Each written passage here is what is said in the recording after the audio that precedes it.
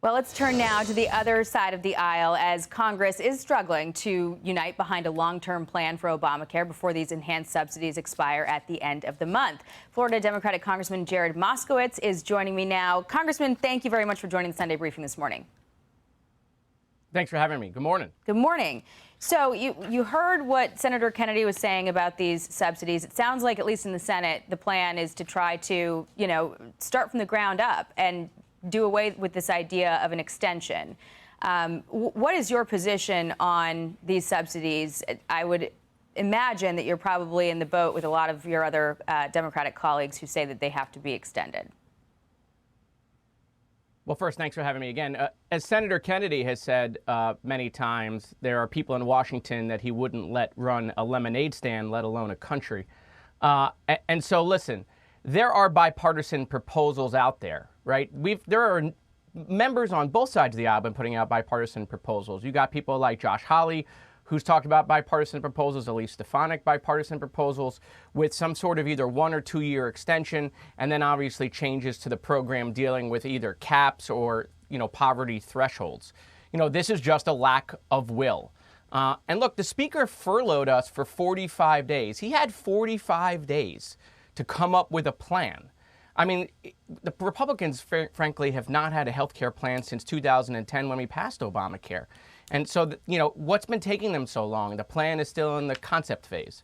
And so, look, I'm not saying that a 3-year extension is the only option. I don't think it's the only option. I think there are plans out there, some put out by the problem solvers, others put out by Republicans in the Senate, for a 1 or 2 year extension and then changes to the program. Well, to be fair, Congressman, I don't think I've seen a plan from Democrats either.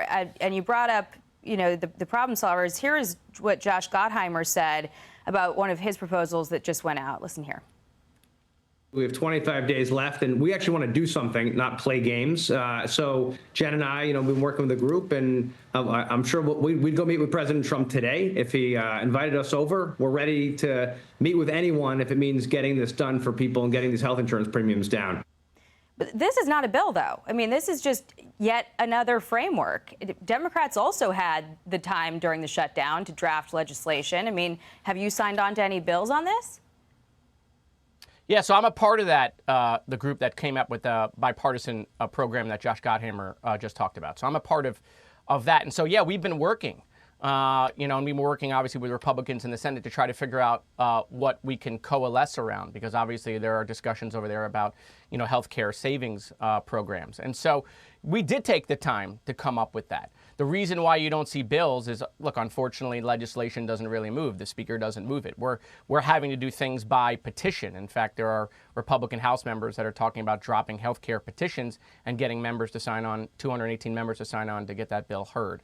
And so it's unclear how the path will go because Speaker Johnson is so reticent to do anything on health care. And so, again, there are bipartisan proposals out there put out by Democrats and Republicans. In fact, both members of both parties are part of the plan that Josh Gottheimer is illustrating there.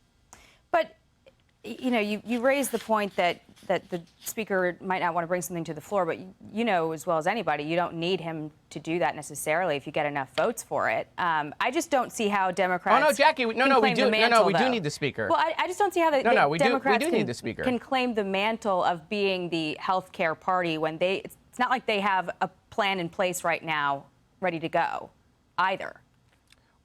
Well, Jackie, we had Obamacare. We passed that 15 years ago. Since that, in those 15 years, Republicans have come out with no plan. They've just, crapped all over Obamacare. But the whole problem with Obamacare is that it's not affordable, right? I mean, the Affordable Care Act, that's sort of the crux of this whole debate, is that it's not affordable. So it's why that we're stalled. Listen, I think there are Democrats and Republicans who will both tell you insurance is not affordable, health care is not affordable. The question is, what are you willing to do about it? And in 15 years, Republicans' plan is still in the draft folder. There's not a single proposal put out by Thune, Johnson, or the White House right now. Nobody. And they had 45 days to do that. It's being put out by rank and file members, not by leadership, not by the White House. And so, look, I think there are Democrats like myself that will team up with Republicans to try to come up with a bipartisan solution. But we need leadership, Jackie. This idea that we don't need the speaker to advance a bill. I mean, look what happened with the Jeffrey Epstein thing, right? It took 218 members to do a run around the speaker to get that onto the floor, and it took us months to do that. And so we do need the speaker at the table. I think that's why you're seeing frustration amongst his own members. Because he's unwilling to do anything on any subject, quite frankly. Well, sir, I hear your point that you need his buy-in to expedite things, but my point was just that it's not like there's a wall in front of you. I mean, there are avenues, and certainly members can sign on to legislation in the meantime. It's just as a regular person, you hear about framework after framework after framework, and it's tough to see whether Republicans or Democrats are winning on this issue when it looks to the average person like there really isn't much going on. Well, I don't know if Democrats or Republicans are winning, but the American people are losing while we continue to fight amongst ourselves, quite frankly. Okay. We will continue to watch it. We've got just a couple of weeks left, and it's certainly going to be a contentious issue and one that matters to a lot of folks. So thank you very much for your time, Congressman Jared Moskowitz. Always a pleasure talking to you. Thanks, Jackie. Appreciate it. Thank you. Hey everyone, I'm Emily Campagno. Catch me and my co-hosts Harris Faulkner and Kaylee McEnany on Outnumbered every weekday at 12 p.m. Eastern, or set your DVR. Also, don't forget to subscribe to the Fox News YouTube page for daily highlights.